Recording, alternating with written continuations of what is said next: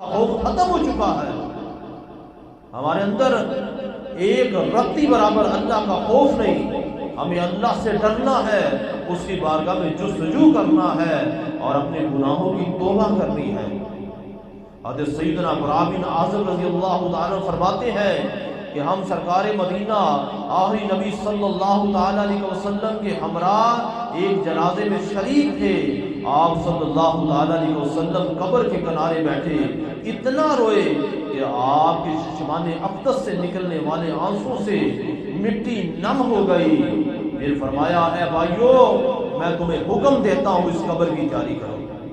مجھے بتاؤ 2023 میں ہم نے ان ہاتھوں سے اپنے باؤ اجداد کو قبر میں اتارا، اپنے دوستوں احباب کو قبر میں اتارا، مگر اس قبر کو دیکھنے کے باوجود ہم نے قبر کی تیاری نہ کی.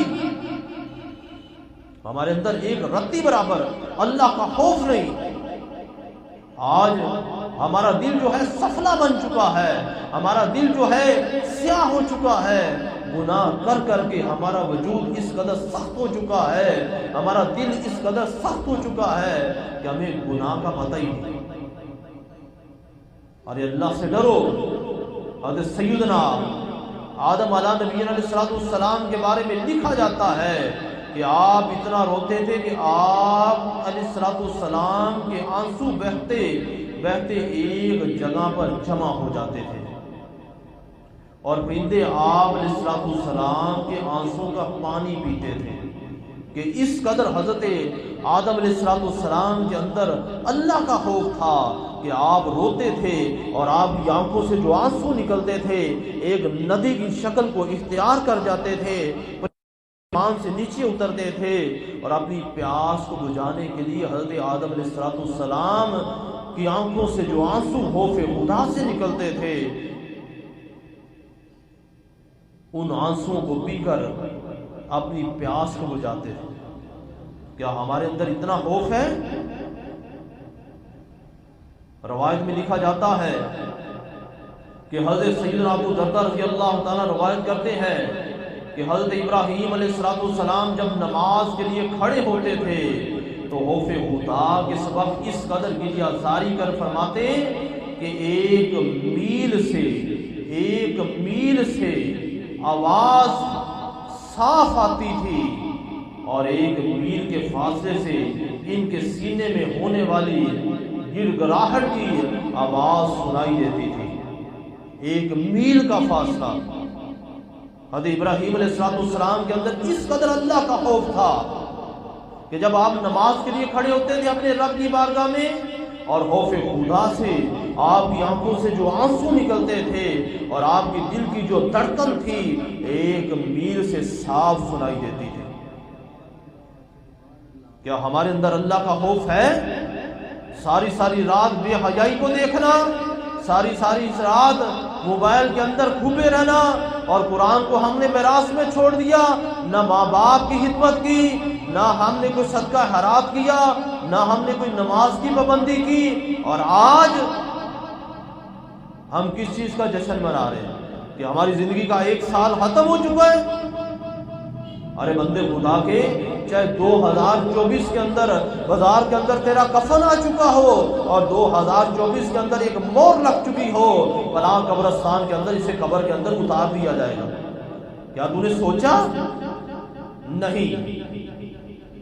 ایک دن حضرت سیدنا داؤد علیہ السلام لوگوں کی نصیحت فرما رہے تھے، آپ اسلام کی تبلیغ کی اشاعت فرما رہے تھے اور خوف خدا دلانے کے لیے گھر سے باہر نکلے، اور آپ جب بیان فرما رہے تھے کہتے ہیں کہ 40,000 لوگ آپ کے اجتماع کے اندر موجود تھے. 40,000 لوگ آپ کے اجتماع کے اندر موجود تھے جن پر آپ نے پر اسرار بیان کیا، اور بیان کی وجہ سے ایسی رکت طاری ہوئی کہ 30,000 لوگ خوف خدا عزوجل کی تاب نہ لاتے ہوئے دنیا سے انتقال کر گئے. یعنی اس قدر آپ نے بیان کیا، لوگوں کی اصلاح کی، لوگوں کے اندر دین کا جذبہ پیدا کیا، لوگوں سے کہا کہ دنیا کیا ہے؟ میں آپ سے سوال کرتا ہوں کہ یہ دنیا کیا ہے؟ یہ دنیا کھیل تماشا ہے۔ سدا دنیا میں کسی نے نہیں رہنا، سدا بادشاہی کسی کی نہیں۔ حضرت موسیٰ علیہ السلام موت سے بھاگے اور موت پیچھے ہے، موسیٰ علیہ السلام آگے ہے۔ موت نے موسیٰ علیہ السلام کو پکڑ لیا۔ حضرت موسیٰ علیہ السلام نے ملک الموت کے منہ کے اوپر ایک تھپڑ نصیب کیا۔ ملک الموت علیہ السلام کی آنکھ کو پھاڑ دیا۔ ملک الموت علیہ السلام اللہ کے حضور میں حاضر ہوئے، کہا پروردگار یہ میری آنکھ ہے، تیرے پیارے موسیٰ کلیم اللہ نے مجھے تھپڑ مارا اور میری آنکھ کو پھوڑ دیا ہے۔ اے پروردگار وہ موت کو پسند نہیں کرتا۔ اللہ رب کعبہ ذوالجلال والاکرام نے حضرت ملک الموت علیہ السلام کی آنکھ کو واپس عطا کر دیا اور کہا کہ جاؤ موسیٰ علیہ السلام سے کہہ دو کہ بنی کلب کی بکریوں کے اوپر ہاتھ رکھے، جتنے بال اس کے ہاتھ کے نیچے آ جائیں گے میں اتنی ہی سے زندگی عطا کر دوں گا۔ تو حضرت موسیٰ علیہ السلام کے پاس جب ملک الموت علیہ السلام آئے تو حضرت موسیٰ علیہ السلام نے پوچھا کہ اے ملک الموت تو پھر واپس آ گیا؟ کہا رب کعبہ ذوالجلال والاکرام نے فرمایا کہ موسیٰ علیہ السلام یہ بنی کلب کی بکریاں ہیں، ان کے وہ تو اپنا ہاتھ رکھ، جتنے بال تیرے ہاتھ کے نیچے آ جائیں گے اللہ تعالیٰ تجھے اتنی ہی زندگی عطا فرما دے گا۔ کہا اس کے بعد کیا ہوگا؟ فرمایا اس کے بعد پھر موت۔ فرمایا اس کے بعد کیا ہوگا؟ فرمایا اس کے بعد پھر موت۔ فرمایا کل نفس ذائقۃ الموت، ہر موت نے جان کا ذائقہ چکھنا ہے۔ ارے تجھے کیا پتا ہو؟ ملک الموت علیہ السلام روزانہ 3 مرتبہ ہمارا چہرہ دیکھتے ہیں اور ہم دنیا کی اریانی کے اندر مست ہیں۔ حضرت موسیٰ علیہ السلام کی روح کو قبض کیا گیا اور حضرت موسیٰ علیہ السلام سے پوچھا گیا کہ موسیٰ علیہ السلام تو نے موت کو کیسا پایا؟ حضرت موسیٰ علیہ السلام فرماتے ہیں کہ جیسے ایک زندہ چڑیا کو ایک کڑائی کے اندر ابلتے ہوئے تیل کی کڑائی کے اندر ڈال دیا جاتا ہے، نہ وہ جلتی ہے، نہ اسے موت آتی ہے، نہ اس کا وجود جلتا ہے۔ فرمایا کہ موت اس قدر سخت ہے۔ حضرت امام غزالی رحمت اللہ تعالی فرماتے ہیں، آپ رحمت اللہ تعالی فرماتے کہ موت اس قدر سخت ہے کہ اگر ایک انسان کو آرے کے اندر ڈال دیا جائے تو موت کی تکلیف اس سے بھی سخت ہے۔ فرمایا ایک زندہ انسان کو کسی گنے والے بیلنے کے اندر ڈال دیا جائے نا اس سے بھی موت سخت ہے۔